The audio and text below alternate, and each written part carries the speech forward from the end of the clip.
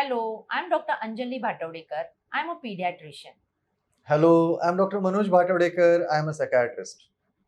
We have been talking about food and food habits of children in this series on parenting, and we are answering some of the questions which have been asked by parents. Here is a question.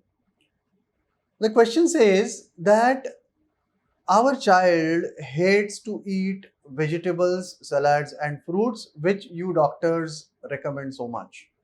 And there are fights at home over this issue. Plates get thrown, and mealtime is a horrible time in the family. How to address this issue? One spontaneous question which arises in my mind is, are the adults eating all these items? Are the adults eating them happily, all vegetables, fruits, and salads? If that is so, that's a good news.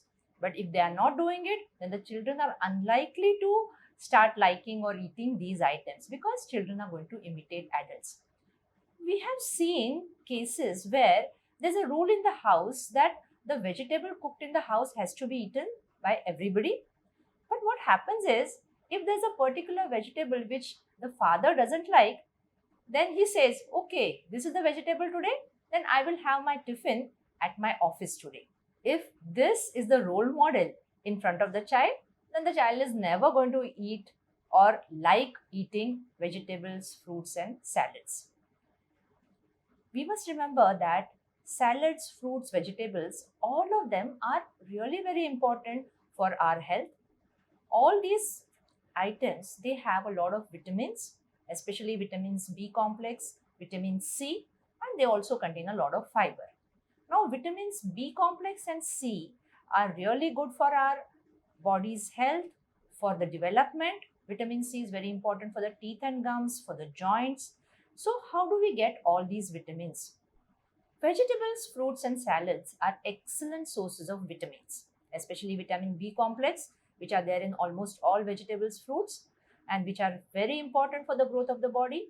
They also have a lot of vitamin C, which is important for gums and for joints.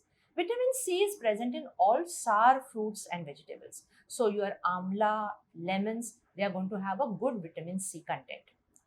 Vitamin A, which is very important for eyes, is present in all orange colored fruits and vegetables.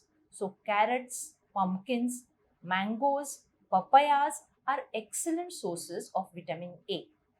One important thing to remember about vitamin A is that it's a fat soluble vitamin. So, it can be stored in the body. So, if your child likes mangoes and he eats a lot of mangoes in the mango season, then he has a good amount of vitamin A stored in his body. That's good news, isn't it? Another advantage of vegetables and fruits is that they are excellent sources of fibers. And as we all know, fibers are needed for bowel movement. If your diet is lacking in fibers, then you are likely to get constipated, which can be a troublesome situation for anybody. So, it's very good to ensure that a child's diet contains enough fibers. Now, how do we ensure that a child eats the fibers? So, here again, we have to use some creativity to ensure that the child eats vegetables and fruits, etc., especially if he doesn't like them. How do we ensure that the child eats enough fiber? In certain houses, there's a rule that whatever is served first time has to be eaten by the child. Here, you have to be a little careful because there are some parents who want their children to eat lots of vegetables and then they end up giving real big servings in the first go itself. And this, of course, the child is not going to like, and the child will not follow the rules then. So, whenever you have such rules, make sure that you are only giving small servings in the beginning. And if the child likes that particular preparation, he can have a second serving. How to motivate children to eat vegetables? That's a very important question.